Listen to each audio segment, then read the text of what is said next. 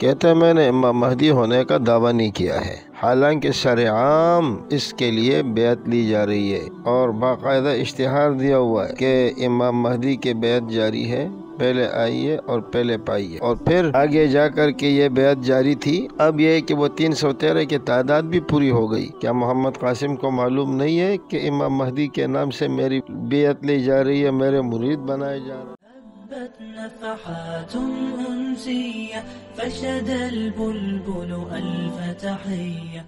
نحمده ونصلي على رسوله الكريم، اما بعد، فاعوذ بالله من الشیطان الرجیم، بسم اللہ الرحمن الرحیم۔ محمد قاسم بن عبد الکریم کے جو فالوور ہیں، جب یہ کہا جاتا ہے کہ اس نے مہدویت کا دعویٰ کیا ہے، یعنی یہ کہا ہے کہ میں امام مہدی ہوں، تو وہ آگے سے بہت غصے ہوتے ہیں، اور خاص کر جو اویس نصیر ہے وہ تو چیخنے چلانے لگتا ہے اور لہجہ بدل جاتا ہے کہ محمد قاسم نے تو کبھی یہ دعویٰ کیا ہی نہیں ہے کہ میں امام مہدی ہوں، یہ تو میں ان سے کہہ رہا ہوں کہ یہ امام مہدی ہے۔ دراصل اس کے پیچھے چال ساری یہ ہے کہ امام مہدی دعویٰ نہیں کریں گے بلکہ لوگ اسے پہچانیں گے، تو اس لیے اویس نصیر یہ کہتا ہے کہ وہ خود دعویٰ نہیں کرتا ہے، ہم نے اسے پہچان لیا۔ اب ہم اس چیز کو دیکھتے ہیں کہ آیا وہ واقعتاً دعویٰ نہیں کرتا؟ تو اگر وہ نہ بھی کرے تو بھی اس کے جھوٹے ہونے کی بہت ساری نشانیاں ہیں اور سچے ہونے کی ایک بھی علامت نہیں ہے، لیکن یہ کہنا کہ وہ دعویٰ نہیں کرتا یہ سراسر جھوٹ ہے۔ اور جھوٹ ہونے کی وجہ کیا ہے؟ ایک تو یہ ہے کہ محمد قاسم کو چاہیے کہ جو لوگ اس کو امام مہدی کہہ رہے ہیں وہ ان کو منع کرنے سے باز نہیں آتے، تو پھر اس پر لازم ہے کہ وہ ان کے خلاف FIR کٹوائیں، ان کو گرفتار کریں، اس لیے کہ وہ کوئی اندھا اور بہرا نہیں ہے، وہ دیکھ رہے کہ ملک میں ایک تلاطم اور ہیجان کی کیفیت ہے، کچھ بھی ہو سکتا ہے، حالات خراب ہو سکتے ہیں اور لوگوں میں ایک نفرت اور غیظ و غضب پایا جا رہا ہے۔ تو جو محمد قاسم کے لیے اتنے بڑے مشکلات کھڑے کر دے تو کیا ایسا شخص اس کے خلاف کوئی قانونی کارروائی نہیں کر سکتا؟ لیکن وہ نہیں کر رہا۔ اس کا مطلب یہ ہے کہ یہ ایک چال ہے اور اویس نصیر کے پیچھے محمد قاسم، اور وہی اس کو آگے بڑھا رہا ہے۔ اور پھر اس کے پیچھے کون سی چال ہے؟ تو ظاہر ہے کہ ہر زمانے میں اس قسم کے مہدی جو آتے رہے ہیں ان کے پیچھے کس کا ہاتھ رہا ہے آپ کو معلوم ہوگا۔ پھر دوسری بات یہ ہے کہ جی اس کو سچے خواب نظر آتے ہیں، تو بھائی وہ الگ کہانیاں ہیں، ابھی اس موضوع میں ہم نہیں جاتے، اس پر ہمارے کلپ بن چکے ہیں۔ دوسری بات، محمد قاسم اویس نصیر کی تائید مخالفت بھی نہیں کر رہا بلکہ تائید کر رہا ہے۔ اب اس کی جو بلی آہستہ آہستہ تھیلے سے باہر آ رہی ہے۔ ایک جگہ پر وہ کہتا ہے کہ میرے بارے میں جن لوگوں نے خواب دیکھے، اور پھر باقاعدہ نام لیتا ہے اویس نصیر کا اور ان کا ایک اور، بلکہ یہ اویس نصیر ہیں جو اس بات کو پروموٹ کر رہے ہیں۔ تو اس وقت تو ہے اویس نصیر تھے، اب تو اور بھی ہیں، یہ جیسے سید عرفان ہیں، سید وجاہت علی ہیں، فہد خان ہیں، ثاقب عنایت اللہ ہیں، اور بھی کافی ہیں، فیصل بھائی ہیں۔ تو ان افراد کے وہ نام لے کر کہتا ہے کہ ان کو میرے متعلق جو ڈریمز آئی ہیں، جو خواب آئے، وہ کہتا ہے کہ اگر مجھے 100 ٹکڑے بھی کر دیے جائیں، لیکن جب اللہ کے رسول علیہ السلام نے مجھے بتا دیا یہ امام مہدی ہے تو میں اپنے اس مدعا سے باز نہیں آؤں گا۔ اور پھر خود ہی تائید کر کے کہتا ہے کہ ظاہر ہے جب اللہ کے رسول نے ان کو کہہ دیا تو وہ کیسے اس بات کو چھوڑ سکتے۔ یہ ان کی تائید ہو رہی ہے۔ تائید ہونے کا مطلب کیا ہے کہ وہ اس بات کا دعوے دار، ان کو چاہیے تھا کہ تردید کر لیتے کہ محمد قاسم جو ہے امام مہدی نہیں ہے اور آپ لوگ ایسی باتیں کیوں کر رہے ہو، لیکن وہ ان کو روک نہیں رہا۔ تیسری دلیل اس بات کی کہ یہ خود کو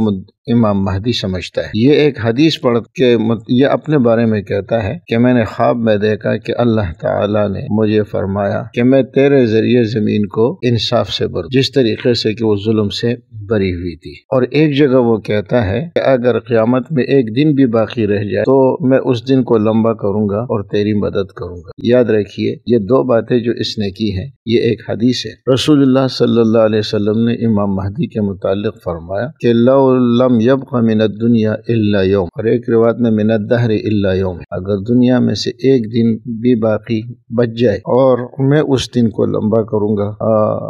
مگر یہ ہے کہ اللہ لطول اللہ ذلک اليوم، اللہ تعالی اس دن کو لمبا کر دیں گے۔ آپ علیہ السلام نے فرمایا قیامت میں اگر ایک دن بھی باقی بچ جائے تو اللہ تعالیٰ اس دن کو لمبا کر دیں گے، اور اتنا لمبا کر دیں گے کہ لبعثا، اللہ بھیج دیں گے میرے گھر والوں میں سے، یعنی میرے اہل بیت میں سے ایک شخص، یملأ الارض عدلا، وہ زمین کو عدل سے بھر دے گا جس طریقے سے کہ وہ ظلم و جور سے بری ہوئی۔ اب دیکھیے یہ حدیث امام مہدی کے بارے میں ہے، اور محمد قاسم اسے اپنا خواب بیان کر کے کہتا ہے کہ مجھے اللہ نے یوں بتایا۔ یہ تو اللہ کے رسول نے امام مہدی کے بارے میں بتایا تھا، اور آپ کہتے ہیں کہ مجھے اللہ نے یوں بتایا، تو یہ کتنی بڑی زیادتی ہے۔ اور یقیناً وہ اس بات کا مدعی ہے کہ میں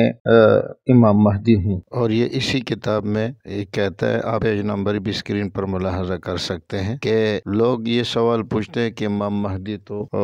لوگوں کو کھانے کھلائیں گے اور لوگوں کو پیسے دیں گے، لوگوں کی مدد کریں گے، جیسے حدیث میں آتا ہے وہ یفیض المال، وہ مال کو پانی کی طرح بہائیں گے۔ تو وہ کہتا ہے کہ لوگ مجھ سے یہ سوال پوچھتے ہیں کہ امام مہدی تو ایسا کریں گے اور مانگنے والا کوئی نہیں رہے گا، مالی فراوانی ہو جائے گی، یہاں تک کہ کوئی آ کر امام مہدی سے کہے گا کہ مجھے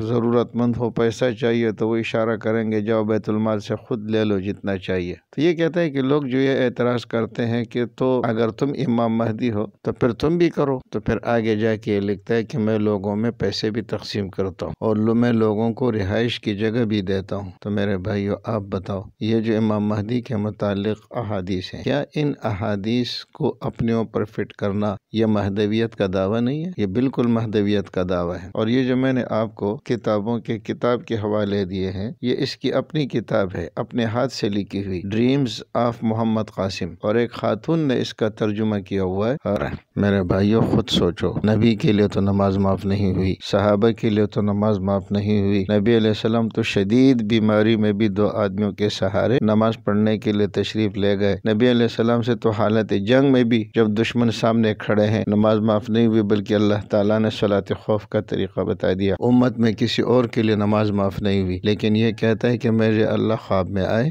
اور میں نے اللہ سے کہا کہ یا اللہ، آپ کو پتہ ہے کہ میں نماز وغیرہ تو پڑھ نہیں سکتا، اسلام کی سب سے آسان ترین عبادت ہے، جو نماز میں سستی کرے آپ کا کیا خیال ہے وہ روزے رکھتا ہوگا، وہ زکوٰۃ دیتا ہوگا، وہ اور مشکل عبادات کرتا ہوگا؟ بلکہ امام مہدی وہ تو مجاہد ہوں گے، وہ تو میدان جنگ میں سب سے آگے ہوں گے۔ تو جو اتنا سست اور کاہل آدمی ہے اور وہ اللہ سے کہہ بھی رہے، بے شرم بھی اتنا ہے کہ اللہ سے کہہ رہے کہ میں آپ کی عبادت نہیں کر سکتا، عبادت کا سب سے بڑا درجہ نماز کا ہے، وہ یہ کہتا ہے اللہ سے سامنے کہہ رہا ہے، حالانکہ ایسی جرت تو شاید شیطان کی بھی نہ ہو، لیکن یہ کہتا ہے کہ یا اللہ، مجھ سے تو نماز پڑھی نہیں جاتی، اور آپ یہ ہے کہ میرے لیے کچھ آسان سا نسخہ بتا دے، شارٹ کٹ، کہ اس شارٹ کٹ نسخے کے ذریعے آپ مجھ سے راضی ہو جائیں۔ تو اللہ نے فرمایا کہ آپ یہ 3 کام کر لیں، بس میں آپ سے راضی ہوں، جس میں سب سے پہلا کام جو ہے وہ شرک کی تردید ہے، اور باقی چیزیں جیسے آپ اس کے کلپ میں ملاحظہ کر چکے ہوں گے۔ جی، اب آپ دیکھیں، ان سے جب انٹرویو میں پوچھا جاتا ہے کہ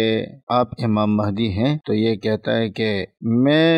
لوگ میرے بارے میں جو ڈریمز پہ بلیو کرتے ہیں، یعنی جو خوابوں پہ یقین رکھتے ہیں، وہ مجھے مانتے ہیں، یعنی امام مہدی مانتے ہیں، اور جو یقین نہیں کرتے وہ مجھے امام مہدی نہیں مانتے۔ اب ان کے آپ جتنے بھی وہ دیکھیں، سب میں آپ کو یہی جواب ملے گا، خود نہیں کہے گا کہ میں امام مہدی ہوں، لیکن جو کہہ رہے ہیں تو کہتے ہیں کہ یہ لوگ مجھے امام مہدی، جو مجھے خوابوں پر یقین کرتے ہیں وہ مجھے امام مہدی مان لیتے ہیں، اور جو نہیں کرتے وہ مجھے امام مہدی نہیں مانتے۔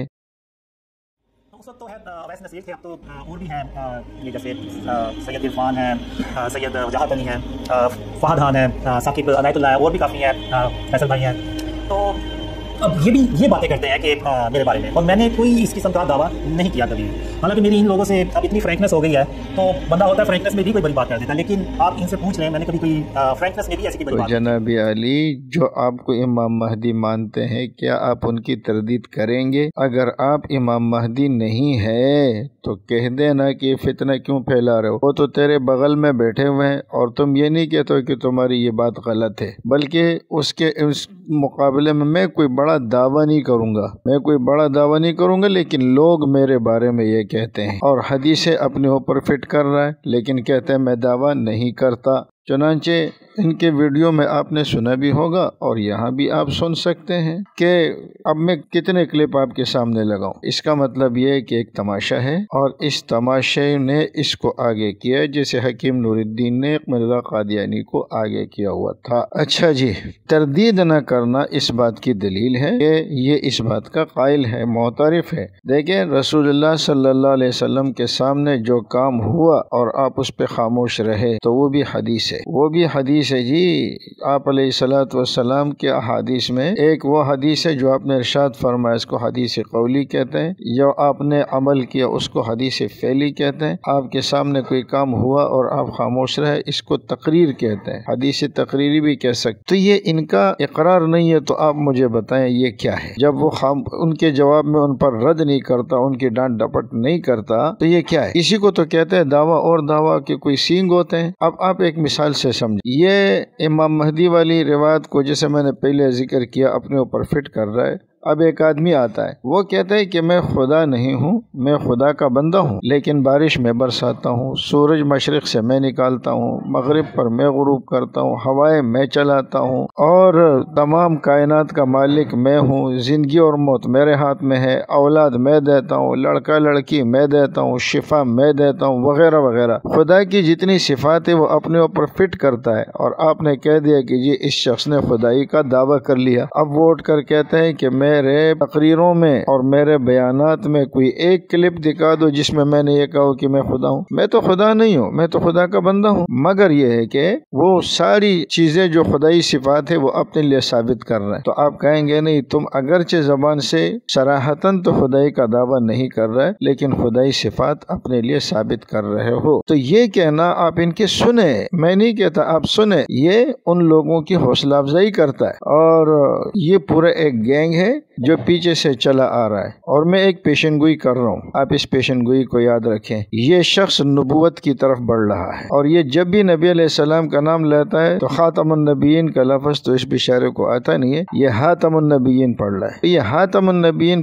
جو پڑھتا ہے نا، مرزا قادیانی بھی یہی پڑھتا تھا، تاکہ لوگوں کو میرے اوپر یہ شبہ نہ ہو کہ یہ قادیانی گروہ ہے اور یہ آگے جا کے نبوت کا دعویٰ کرے گا۔ لیکن میں یہ پیشن گوئی کرتا ہوں کہ یہ شخص آگے جا کے نبوت کا دعویٰ کرے گا، بلکہ آلریڈی کر چکا ہے، اس لیے کہ خوابوں ہی پر ان کا دار و مدار۔ اور ان کے لوگ جو فتوے دے رہے ہیں نا، نبی علیہ السلام نماز کیسے پڑھتے تھے، محمد قاسم کو ڈریم آئی ہے کہ ایسے پڑھتے تھے، نبی علیہ السلام فلاں کام کیسے کرتے تھے، ڈریم آئی ہے کہ ایسے کرتے تھے، نماز میں رفع دین کرتے تھے یا نہیں کرتے تھے، ڈریم آئی ہے کہ نہیں کرتے تھے، ہاتھ کہاں باندھتے تھے، ڈریم آئی ہے کہ نہیں یہاں باندھتے تھے۔ اب آپ مجھے بتائیں، نبی علیہ السلام کے بعد یہاں تک کہ داڑھی کی